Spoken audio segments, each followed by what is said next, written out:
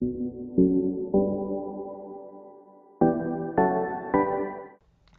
chào quý vị và chào mừng các quý vị đã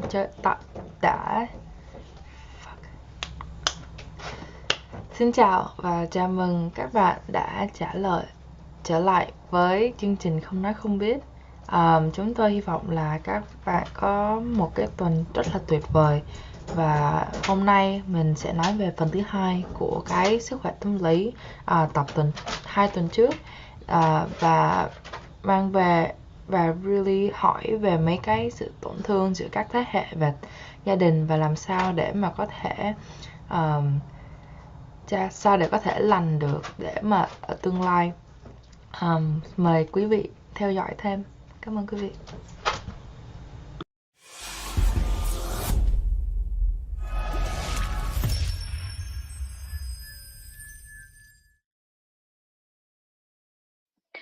So the next questions, thank you for sharing that. I think those challenges are very valid as refugees compared to being an immigrant.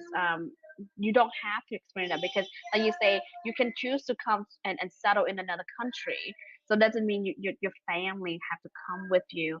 You can do that yourself, and you're able to learn the language beforehand or a chance to explore that. Compared to refugee, it's kind of like we didn't have that opportunity. You kind of have to go. You gotta have to go because your life is in danger, your family life is in danger. You gotta find a place. Thì cái khác giữa cái người mà tị nạn so với cái người mà xin định cư đó, hay là xin nhập cư là cái gì? Đó là cái người mà xin nhập cư đôi lúc họ có điều kiện, họ đến họ sống ở cái đất nước đó trước, học cái tiếng nói và học cái cách sống ở đó trước, rồi họ xin tị nạn ở lại khác nha. Xin định cư là ở lại lâu dài hơn ở một cái nước nào đó, bởi vì công việc, bởi vì đời sống hay như nào, thì họ có cái điều kiện hơn và họ có cái khả năng hòa nhập khác so với cái người xin tị nạn không có cái điều kiện đó. Nó giống như là chúng ta bắt buộc phải ra đi để mà tìm tự do, chúng ta bắt buộc phải đến một cái đất nước khác nó hoàn toàn khác với chúng ta, bởi vì chúng ta cần sự an toàn để mà chúng ta có thể sống và cũng như là có cơ hội để mà nuôi dưỡng cái thế hệ sau này của chúng ta. So if the third question is, what is the historical trauma? Cái là tổn thương do sự kiện lịch sử là gì? Let's define that. So Linda, can you guide us to that question? Like, what is historical trauma?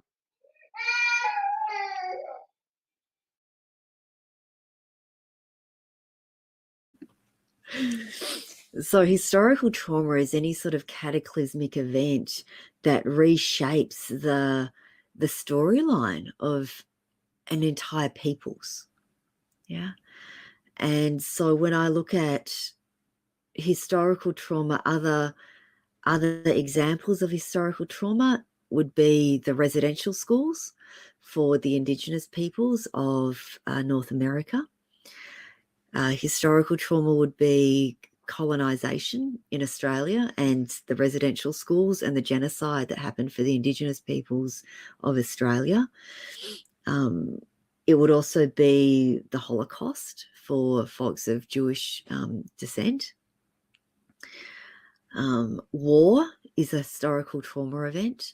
So can natural disasters also be historical trauma, as well as big waves of disease. I know that there were viruses that made their way through Alaska where 85% of residents of a village would die within 7 to 10 days, right? So that's an historical trauma event. And historical trauma impacts en masse, the landscape of the peoples. It impacts the fabric of society, and it can often result in collective traumatization.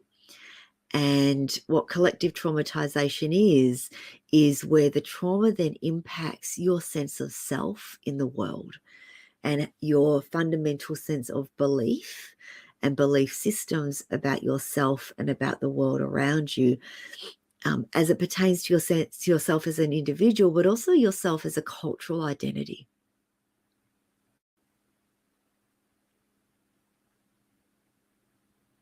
Wow, okay. Thì theo Linda nói á, là cái historical trauma, hay là các từ nội là tổn thương do sự kiện lịch sử, thì tất cả những sự kiện nào xảy ra có thể ảnh hưởng trực tiếp với một cộng đồng, đối với một cái xã hội, và cũng như đối với một đất nước, thì đó sẽ được gọi đó là tổn thương do sự kiện lịch sử.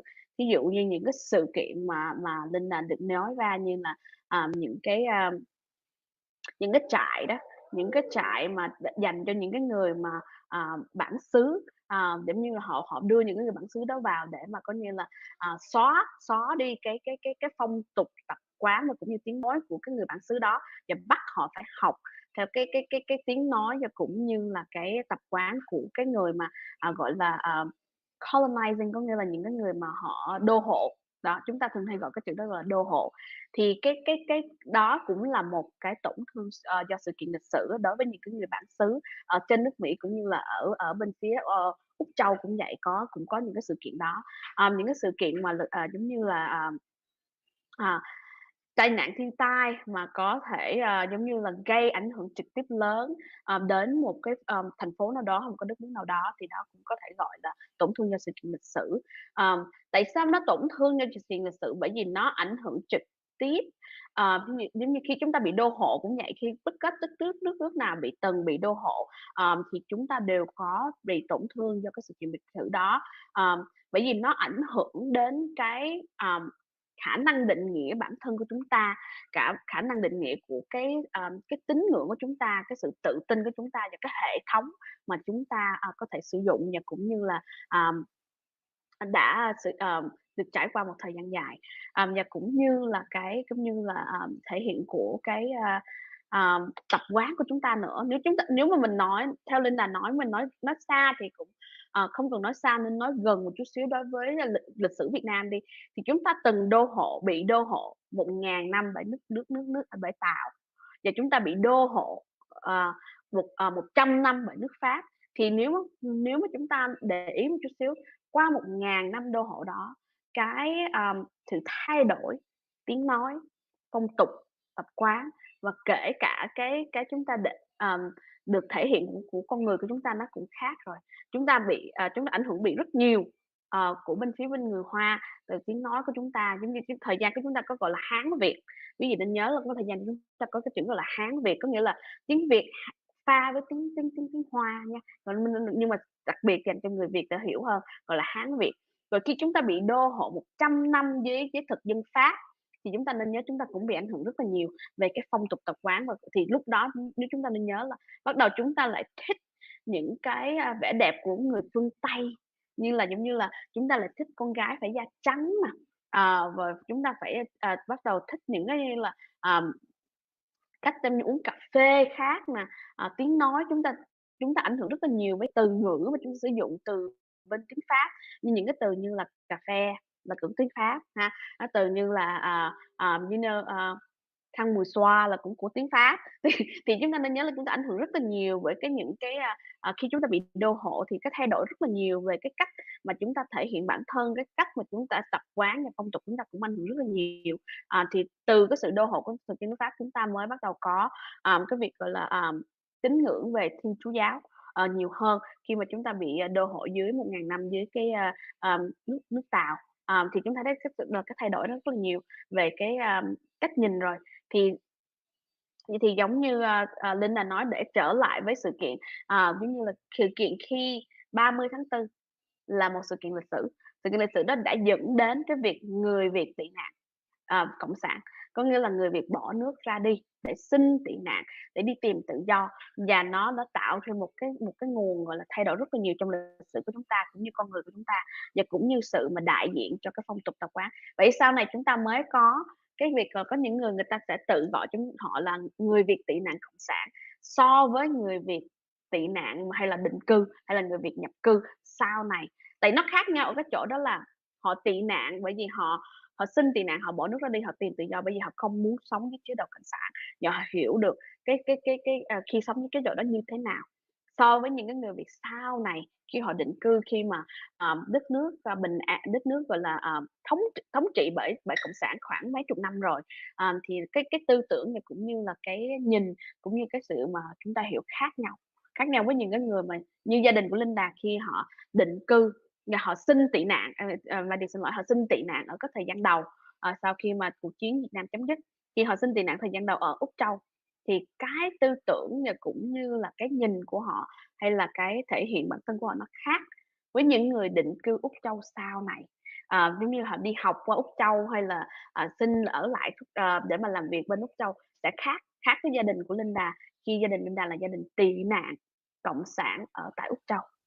Thì Linda giải thích cái việc đó là cái tổn thương do sự cư xử nó sẽ khác nhau. Okay. Thank you so much, Linda. I think it's great to understand, and that I also add the piece that I think that you know, for people to connect a little more easier, so I kind of use a historical trauma, the historical impact that we individual as a Vietnamese experience too, or our historical line too. Like, you know, we were under colonized by the Chinese for 1,000 years, and then we were colonized by the French for 100 years. So that do impact, you know, our sense of self, our own belief, our own system, and our cultural identity as well, because it's changed. You know how you know, we adopt a different system compared to, you know, when you were under the Chinese government versus, you know, under the French colonized. You know, they develop a different system. You know, develop different belief. There was Christianity began to come in during the French colonizations, and our culture identity changed too, shift a little bit, a huge shift, you know, from that period of time as well. So, and then of course the event of the April 30th create another shift of who we are, identify ourselves after that. Because, you know, we have people beginning to identify themselves, both people, you know, those terms beginning to develop, you know, both people, you know, the Vietnamese who seek refuge from communism. You know, there's a specific term that they identify themselves with because of experience that impact them differently compared to, you know, the Vietnamese that now coming to Australia for different purpose, right? Studying, you know, immigrants, or, you know, settling there because they married or working. So they identify themselves different, and then impact, you know, and then also the belief system is different compared to your family, who is one of the first refugees settled in Australia. And so I kind of segue us to the other question of how it related to our Vietnamese refugee story. Is, you know, like you were explaining it, you know, these events impact as a mass, you know, of people, society, and so that's how it's related. I apologize for my screaming child. Mm-hmm. Yeah, you know, I think that when we're talking about historical trauma, you know, the key word is trauma. Yeah, it's that you leave or you be killed. Yeah. And it's easy to gloss over because it's unpleasant to talk about the imminence of death. Yeah. And I know that you gave examples of colonization in Vietnam, and it's not the same as the historical trauma of colonization for Indigenous peoples. Yeah, where they were being annihilated, they were being genocided. Yeah, they were being culturally genocided, as opposed to we will rule you and you will live under our systems, which is what happened in Indochina. Yeah, and we could learn to work within those systems and figure it out and try and stay alive. Whereas trauma is, you know, that death is the other option that's imminent and in front of you.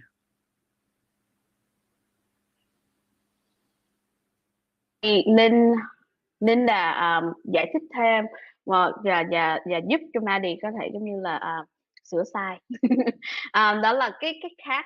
Linda giải thích đó là cái việc trauma đây là cái việc tổn thương á, là nó liên quan đến cái việc á là mình không có chọn lựa. Một á là mình chết hoặc là mình rời bỏ.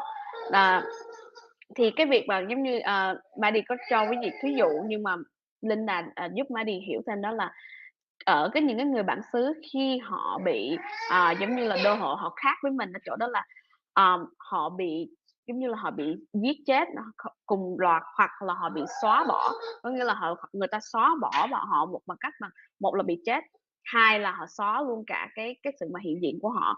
Thì nó khác biệt cái chỗ đó, đó là mình không, có nghĩa là cái chết là một trong những cái mà họ có thể sử dụng để trong cái việc mà coi như là đô hộ và xóa mình đi. Thì hồi đó cái đó nó mới dẫn đến cái việc bị chấn thương là như vậy. Thì Mai đi thấy là cái đó nó sẽ liên quan đến cái việc mà 30 tháng 4 nhiều hơn của người Việt chúng ta.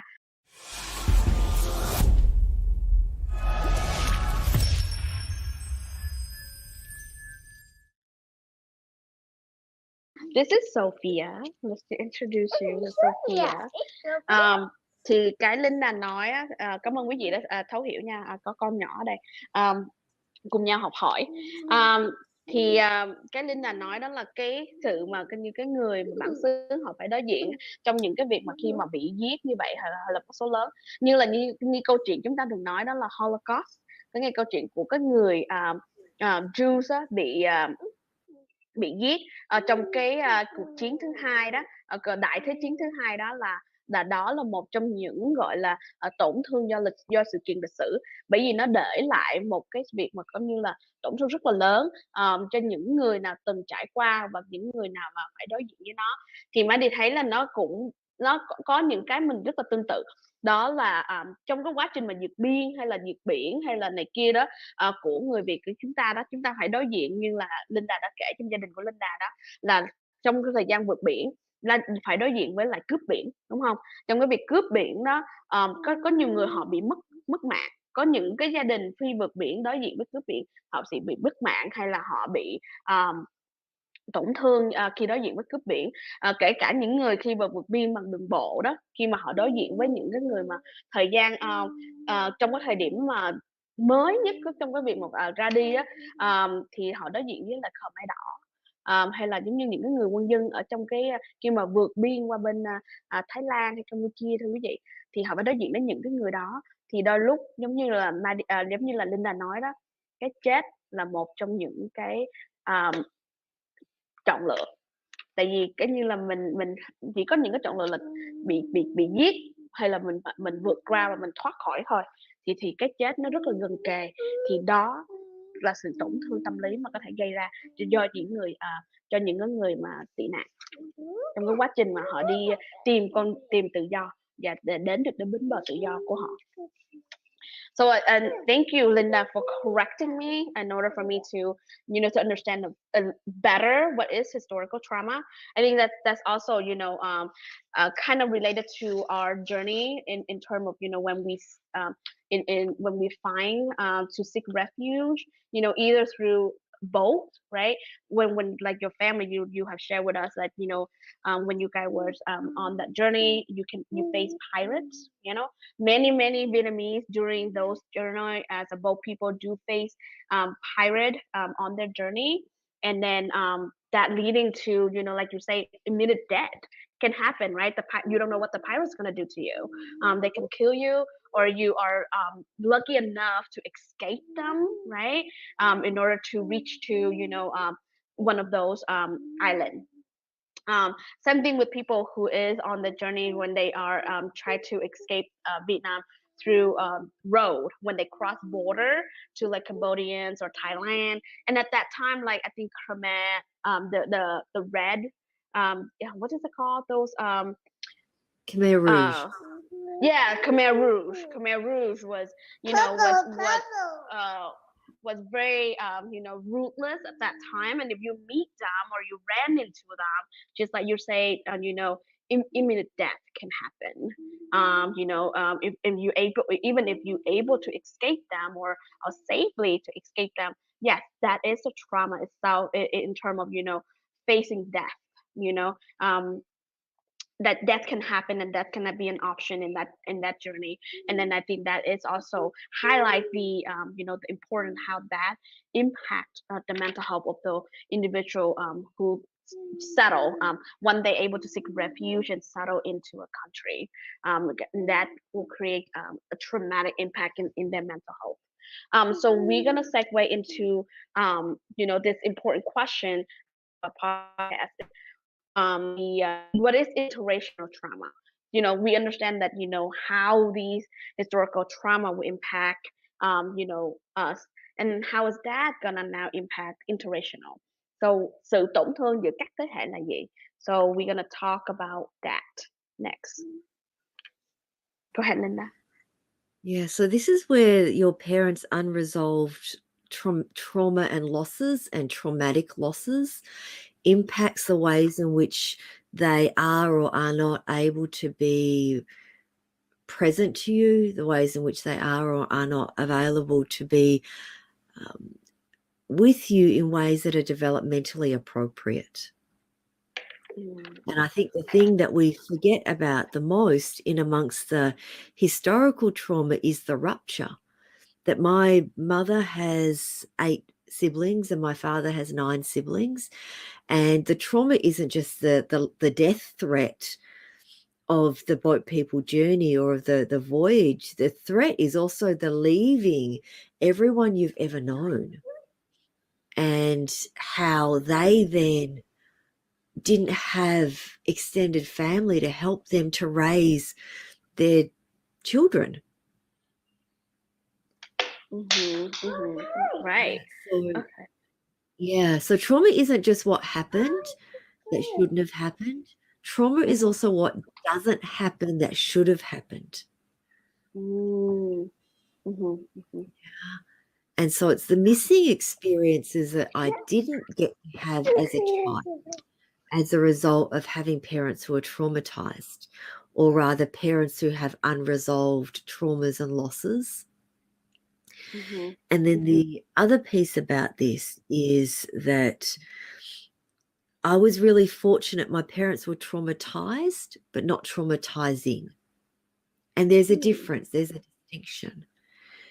And so I think for many of us who are a generation 1.5, we experience a lot of neglect as children, meaning that our parents were physically and emotionally unavailable to us because of the demands of life in a new country, and also because they were still numb and in shock and still reconciling the fact that they had just left everyone and everything they've ever known and risk life and death in order to set up a new life, and they're just living in survival hand to mouth each day, trying to make a new life happen for us.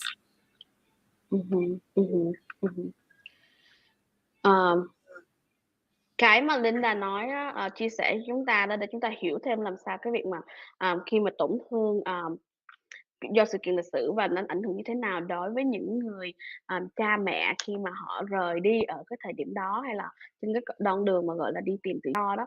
Thì một cái mà Linda nói đó là những cái cha mẹ đó họ dường như là vẫn còn đang giống như là làm sao để hiểu về những cái sự mất mát đau thương của mình đó. Thì cái việc mà họ bị mất mát đây á, không phải chỉ đơn giản là mất mát bởi vì là mình ra đi không thể trở về cái đất nước mình, mà mất mát đây là đôi lúc là đó là không phải mất mát mà đối diện với những cái chết trong cái quá trình mà đi tìm việc tự do, trong cái quá trình để đến được bến bờ tự do. Thì những cái mất mát đau thương nữa của họ đó là mất mát với một cái khoảng tuổi thơ mà mình gắn liền là một cái với lại những cái người thân mà mình không thể nào có được.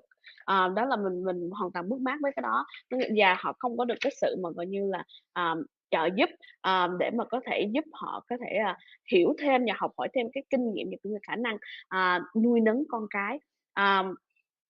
Vì vậy cho nên họ trở thành những cái cha mẹ là đôi lúc họ không có thể mà có mặt cho chúng ta ở trong cái phương diện mà gọi là tâm lý, có nghĩa là họ không có biểu hiện và thể hiện được cái khả năng mà cảm xúc được đây khi đối với con cái. Thì cái khi mà họ gây rất nhiều cái sự tan vỡ trong gia đình. Đó là cái giống như Linh là trả lời, đó là sự rạn nứt ở trong gia đình là bởi vì không có thấu hiểu được với nhau và không có được chia sẻ về những cái cảm xúc với nhau. Và Linh là chia sẻ rất là may mắn, đó là đó là ba mẹ của Linh là bị tổn thương giống như là tâm lý trong cái quá trình, nhưng mà họ lại không có làm tổn thương đối với con cái. Khác biệt ở cái chỗ đó.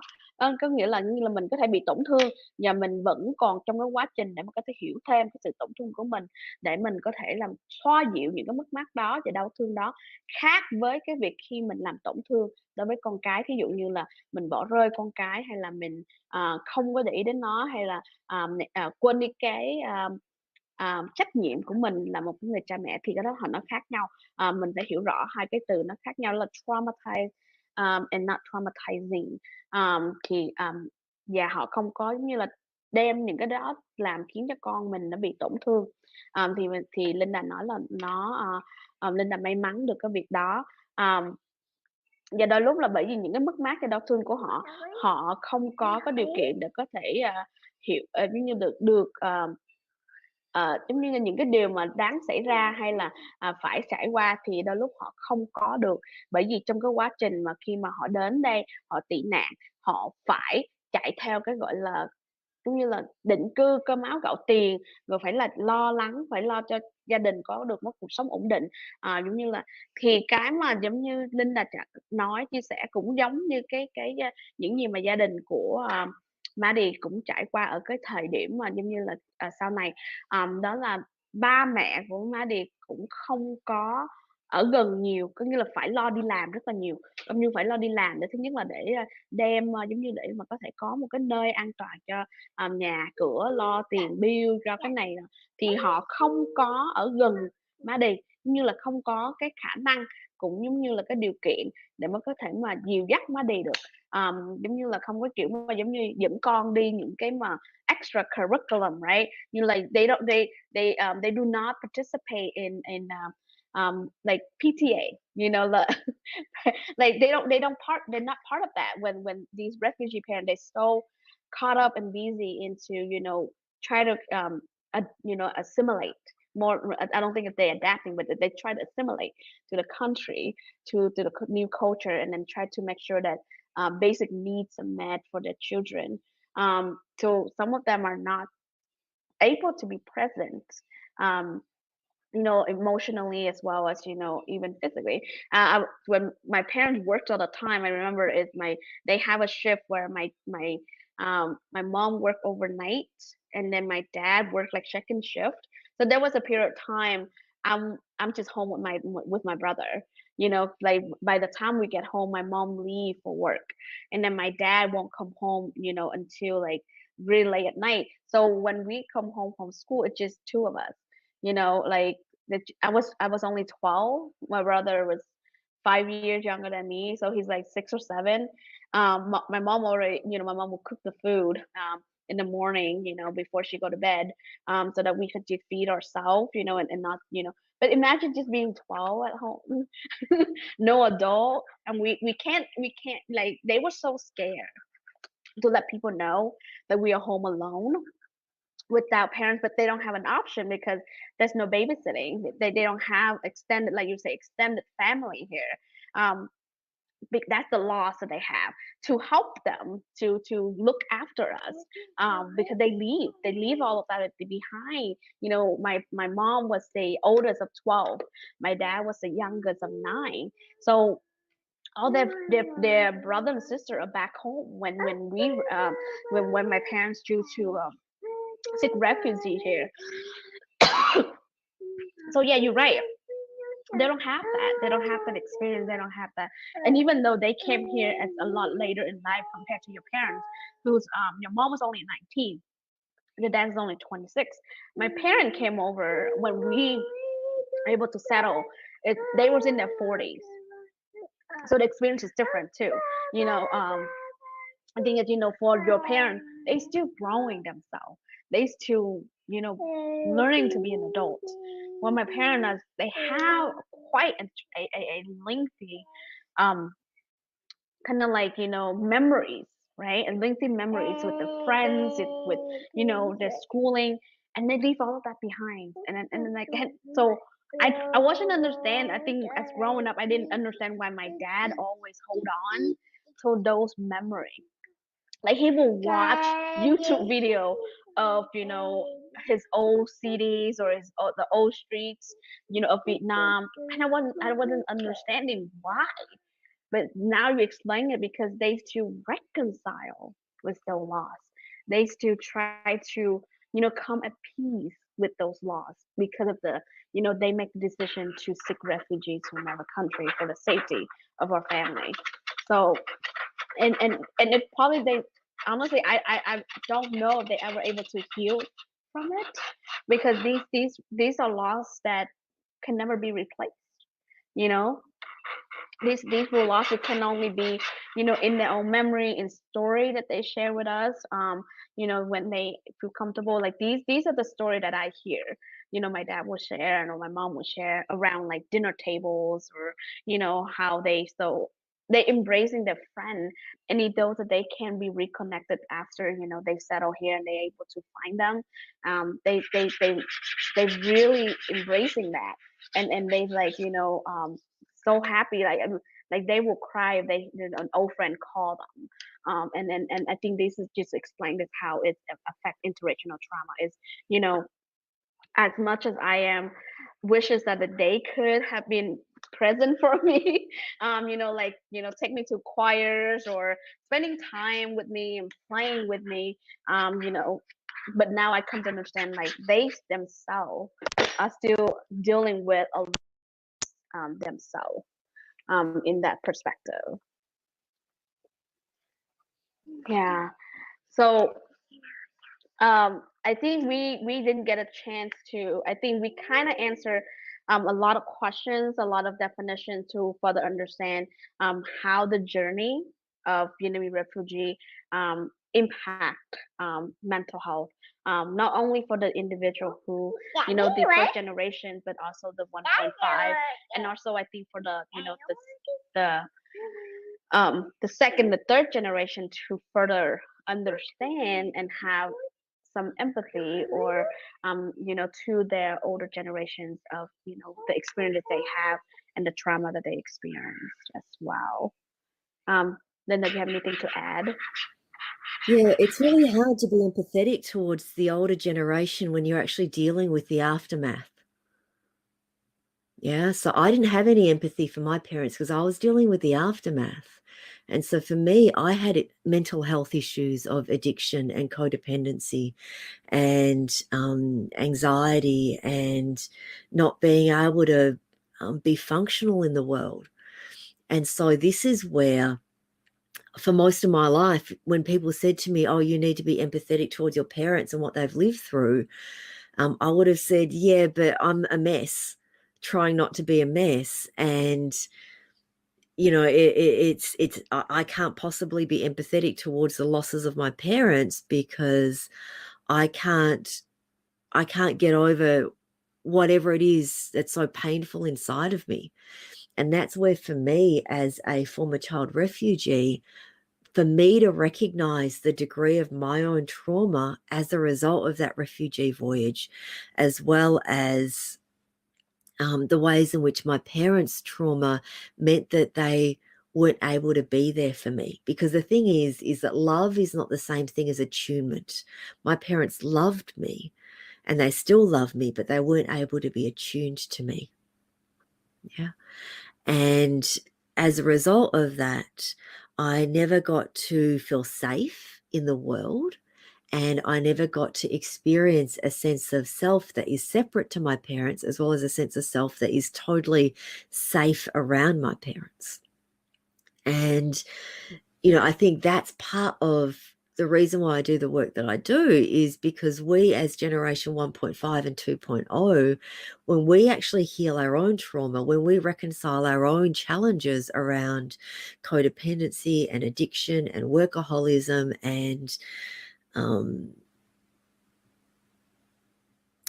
vicarious survivor guilt, meaning that our parents' survivor guilt meant that they they weren't happy and joyous, and therefore we didn't have parents who were happy and joyous. Therefore, we inherited the burden of being a burden and don't know how to move through the world feeling joyous and happy, right? Like, it's all of these things that we need to do, that we can do the work on for ourselves, so that it doesn't become something that we pass on to the next generation.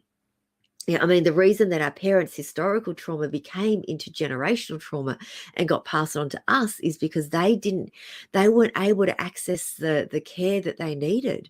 It just didn't, the resources didn't exist for them. And we can forge and find and create those resources for ourselves and do our own healing work. And then that actually goes back, and I'm able to then reclaim that relationship with my parents and actually do the grief work.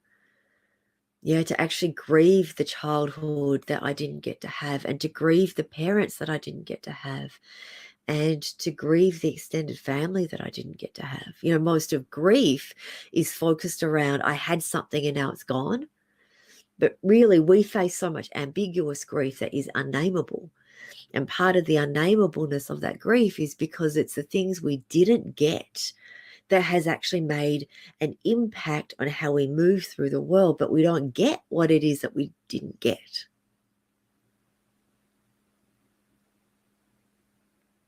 No, Linda, you brought, I think, a great point about that. So cái mà Linda nói á, là đôi lúc á, khi những cái người mà coi như là những người con á, những người con của những người mà tị nạn á, ở cái tuổi trẻ hay là ở cái thời điểm bây giờ, thì chúng ta phải hiểu rõ là giống như Linh đã kể đó, nhưng là gặp rất là nhiều khó khăn trong cái việc mà để mà có thể thấu hiểu hay là có thể giống như là gần với ba mẹ mình nhiều hơn, bởi vì cái hậu quả của cái việc mà tổn thương do sự kiện lịch sử đó, nó khiến cho gây cái sự rạn nứt và trong cái gia đình, đó là cái người con họ không có cảm giác được an toàn khi họ ở bên ba mẹ, bởi vì cái sự mà thiếu thốn trong cái việc mà giống như là tình cảm, hay cái việc mà ba mẹ của họ không có ở đó khi họ cần nhất để mà có thể mà xoa dịu đó. Thì có những cái sự mà đôi lúc mình thấy là tổn thương á, mà không nói thành lời, thì Maddie thì nói là có những cái niềm riêng không thể nào nói hết được và không có thể kể ra hết được. Thì cái việc đầu tiên chúng ta phải hiểu đó là chúng ta phải nhìn nhận được đó là cái tổn thương mà chúng ta nhận được, chấp nhận nó, và chúng ta cần phải giúp chúng ta trong cái quá trình để là có lại làm sao để mình có thể xoa dịu được cái sự tổn thương đó, làm sao mình có thể đến một cái nơi để mà mình có thể tìm về và có thể tạo lại cái quan hệ giữa mình và ba mẹ mình ở một cái phương diện khác, ở một cái phương diện mà chúng ta có thể hiểu được cái sự hậu quả đó, cái sự tổn thương của chúng ta, để chúng ta có cái điều kiện đó để chúng ta không có đem những cái tổn thương này, hay là những cái bị mà tổn thương tâm lý này đến cho những cái thế hệ sau này, như là những cái thế hệ con cái chúng ta, khi chúng ta hiện tại được cái điều kiện và có các cơ hội và có những cái phục vụ để giúp chúng ta có thể làm xoa dịu những cái tổn thương đó và nỗi đau đó. Cái mà Linda nói má đi hoàn toàn có thể nhìn thấy được, đó là má đi phải rời khỏi gia đình hơn 10 mấy năm, nhưng mà trong cái thời gian đó má đi cảm thấy mình có thể xây dựng lại cái quan hệ giữa má đi và gia đình của má đi ở một cách má đi thì nói là nó thấu hiểu hơn. Có như là ba mẹ của má đi không có phải là ba mẹ nữa ở cái thời điểm đó, mà nhìn thấy họ như một cái người mà rất là một cái người mình má đi có cho là những cái người mà gọi là đi trước của mình, và mình có thể ngồi xuống có những cái câu chuyện, có những cái cuộc nói chuyện để mình thấu hiểu hơn cho đôi bên, và má đi có được cái điều kiện để có thể gạch nối lại cái quan hệ đó ở cái phương diện mà má đi cần thiết, chứ không phải là khi mà giống như Linh đã nói là mình bị tổn thương, và cái hậu quả của cái việc mà khi mà ba mẹ của mình á, họ bị tổn thương qua cái sự mất mát đó, họ không nhận được cái sự điều trị tâm lý thỏa đáng, thì họ đâm ra họ đem những cái tâm lý đó và khiến cho mình bị tổn thương. Thì mình phải làm cái công việc là làm sao để xoa dịu cái tổn thương của mà mình bị ảnh hưởng, là làm sao để mình có thể vượt qua được những cái tâm lý đó, để mà mình có thể đến được một cái giai đoạn là mình có thể gạch nối lại những cái mối quan hệ theo đúng nghĩa mà mình muốn.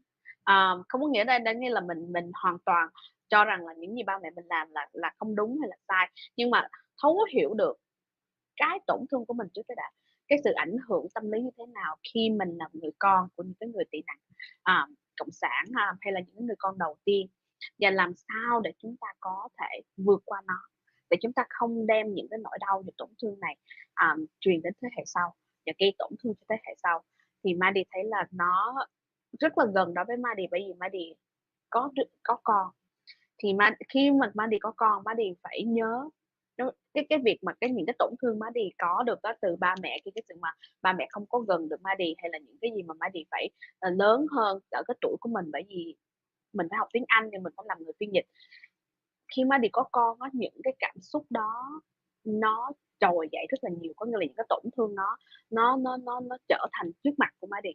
Nhưng Maddie rất là sợ, Maddie thực sự có thời gian Maddie rất là sợ, Maddie luôn luôn hỏi là mình có phải là người mẹ tốt hay không, mình có đã làm tròn cái vai trò của một người mẹ hay không, vì Maddie rất là sợ là Maddie không có mặt và không cho con mình được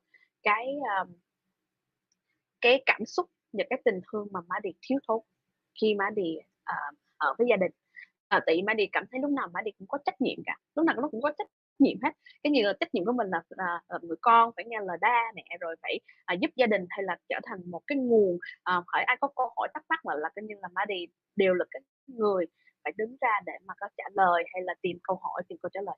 Thì Maddie rất là sợ là đem những cái tổn thương đó, những cái mất mát đó của mình truyền đến cho con mình, và không có cho con mình thấy được cái cảm xúc của mình. Thì khi má đi trở thành người mẹ, má đi phải làm rất là nhiều cái công việc như là Linda is to heal myself. I have to spend a lot of time. And I think like you saying, yeah, absolutely, I agree with, because all my traumas of my childhood trauma between my parents and the relation with my parents become in the forefront and become more prominent when I have Sophia. I was so afraid. I was so afraid that I become like my parents. Afraid, like, I'm not able to show emotions. I'm not able to be a person for her. I'm not able to, let her know, how wonderful she is. Because I think that's what I miss from my parents. I'm always feel like I have responsibility to fulfill. That there is expectations I need to meet. In their perspective, that I always, they were always like, what you call it, they're always like, I need to fulfill responsibility rather than being a child, rather than just fulfilling my own identity, who I am, my sense of self. So when I'm with my parents, I always feel like there's always something waiting for me to do as a child, rather than being their daughter. So when I have Sophie, I have so much struggle to who I am as a mother, and who I want to be as a mother, as well as who I am as myself. So I had to kind of sit down with that, like you were saying, acknowledging those aftermath, acknowledging those trauma that I experienced, and ask myself, like, how do I want to heal, and do the work. And like you say, I'm very blessed and grateful that we have the resource available to us. Reach out to someone like you. Learning more about traumas, and learning more about historical trauma and how that impacts me. This conversation in itself is a healing, because it's helped me to understand more of my journey, of my trauma, and creating a different dialogue, conversations that I could have with my parents to reconcile a certain kind of like loss and grief that we had in our daughter mother daughter relationship, or a father daughter relationship. And that also has helped me to understand, like, what I'm doing as a mother right now to Sophia. I noticed, I remember a conversation my parents would always tell me that I'm being too lenient to her. Like, I'm always telling her how much I love her. I'm always telling her how amazing she's doing. I'm always at her level. Like, I will get down to her level to let her know that I'm here, I hear you, and like when we have a lot of playtime. I remember my parents say that I need to be more stern. I need to setting more stern to her, so that she's listen to me, respect me. But I don't want that because I think it's because of my trauma. My parents were demonstrating that to me. That my parents were being stern at time where I want them simply just hold me, just tell me how much you love me, or just let me know how proud you are of me, even if I get an A or a B in the class. Not just every time is, do you complete this, or have you done this for me, or it's not about how far you are in your career. Like as simple as just letting me know that how much you love me is so, it's so important to me. Like it for me, just like you say, Linda, I think that's what my trauma in my relationship with my parents, with this whole historical trauma and the aftermath of it, I able to come to like an understanding. But like you were saying, is I haven't get there yet for the empathy, but an understanding of their loss and understanding of what they're going through. But I'm still working on my empathy of of their own grief, because I'm still working on my own grief, and then try to reconcile with those emotions. Um, so yeah, thank you so much for this conversation. I found so much healing from this conversation. So I do hope that our audience will feel the same way, able to take away from this conversation for their own, and then able to reach out to begin to do the work, or at least reaching out to learn more about it, so that they can walk in their own healing journey. Um, yeah. Do you have, Linda? So before we close out this conversation and before we close out this, discussions, I want to. Would you share with us some of the resource, like you had mentioned? We have the resource available in order for us, 1.5 generation to get the help we need. What's some of the resource that you would like to share with the audience? I would suggest finding a therapist or a counselor who actually understands the challenges and the struggles of Generation 1.5 refugees. There's the Asian Mental Health Collective, and they have a therapist directory. And even within that directory, it might be worthwhile asking if a therapist actually knows how to work with Generation 1.5 refugee or Generation 2.0 refugees. Speaking for myself, I have a website, www.linda-tai.com. And on that website, I offer a 90-minute lecture, which is about the ambiguous losses of adult children of refugees. I also have a weekly class that goes for 12 weeks, which is about learning about trauma and the nervous system and how trauma impacts the body, the brain, the nervous system, and the attachment systems of the body. I'm currently doing some free classes for the Trauma Research Foundation, TRF Tuesday, and that is focused on movement for grief. In the fall, I will be launching a 3-hour workshop for adult children of refugees and immigrants.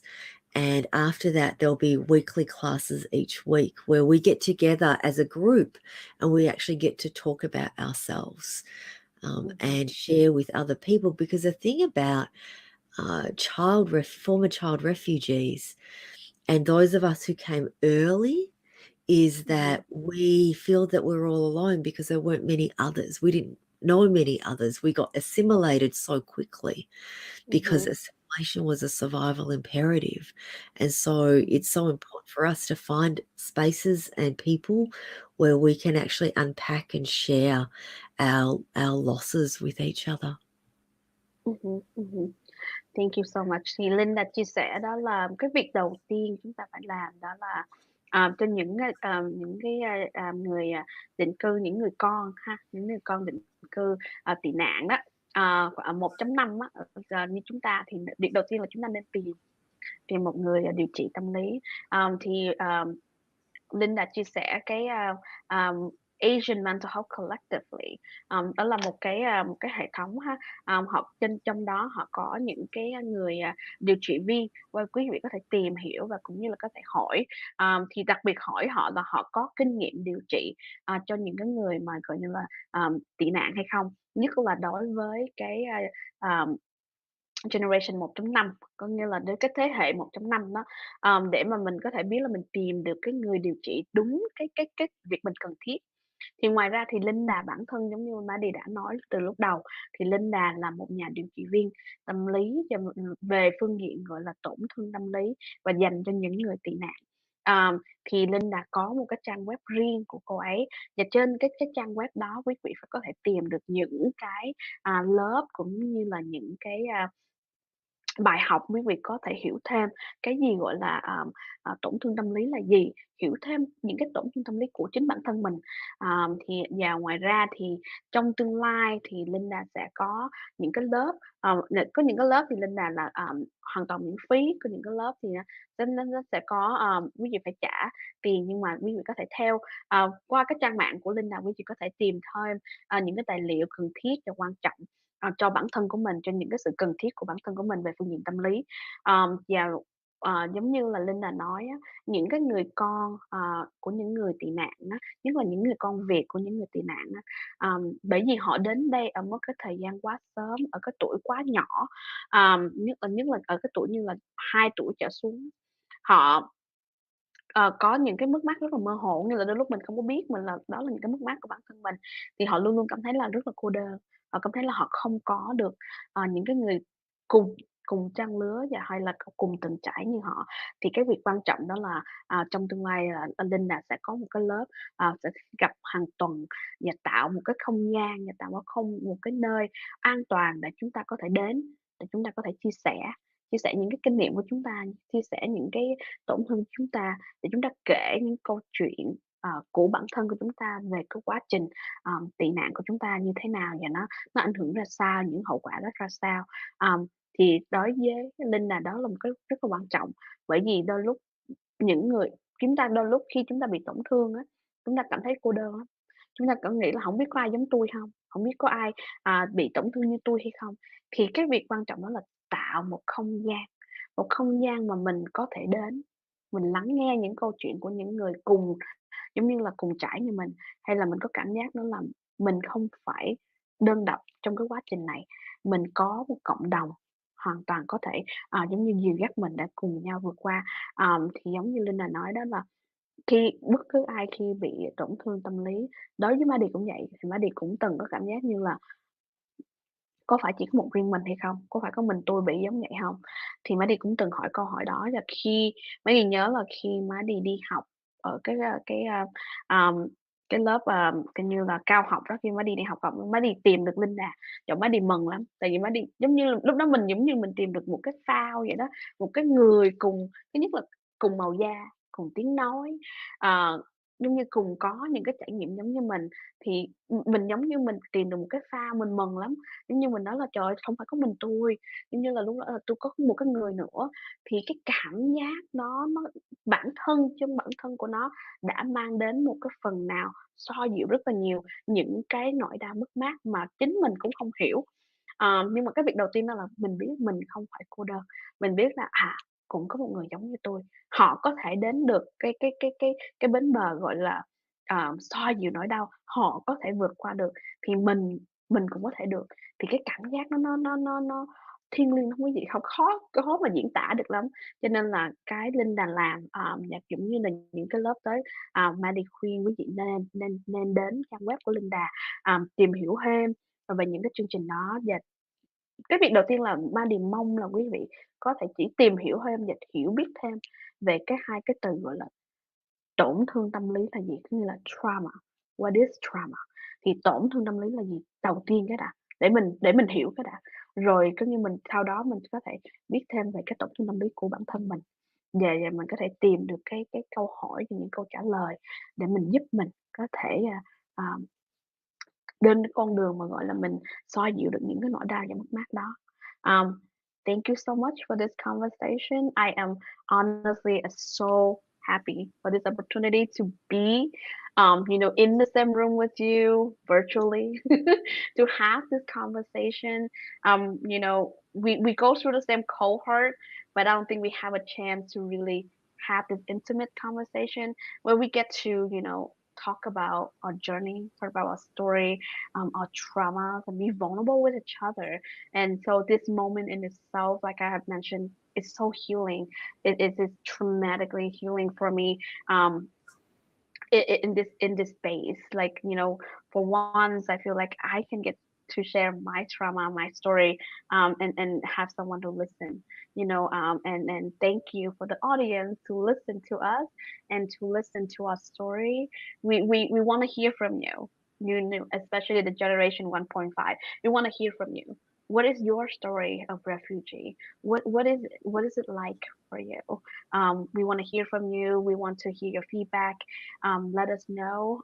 Hopefully, we can have Linda back in the new future. You know, to talk more and dive in a little more into this process, and you know, how we can deal with that trauma.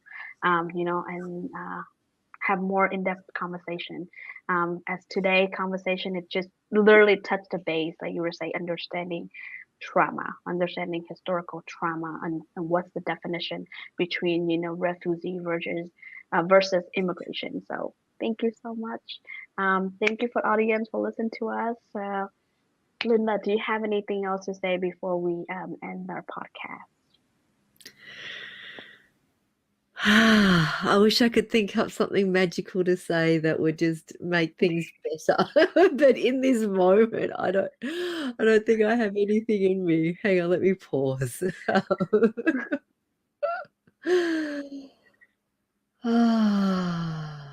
Yeah, we talk about intergenerational trauma, and we also need to talk about intergenerational resilience. That there are many strengths that we got that we don't realize that we got. And in the process of healing, we can actually reclaim some of those strengths as well. Yeah. No, I thank you for ending with that. Thì giống như Linda nói trong cái buổi podcast này, dù rằng chúng ta nói rất là nhiều về những cái tổn thương tâm lý hay tổn thương qua nhiều thế hệ, tổn thương thế hệ với nhau, thì chúng ta cũng cần phải nhắc đến đó là cái việc mà chúng ta có cái sự cái sự khả năng phục hồi khá là mạnh mẽ như trong nhiều thế hệ, và chúng ta cần phải cảm ơn cái khả năng đó, cái khả năng phục hồi. Có nghĩa là chúng ta có khả năng phục hồi, có khả năng có thể trở lại. Thì như vậy đó là đã điều vậy cũng nên là muốn cho quý vị gửi gắm quý vị cái lời cuối, đó là chúng ta có khả năng phục hồi và chúng ta có thể phục hồi, và chúng ta chỉ cần chúng ta mở lòng và bắt đầu cái con đường đó thì chúng ta có thể phục hồi. So thank you for everyone for listening. Thank you, Linda, for joining us today. Bye bye.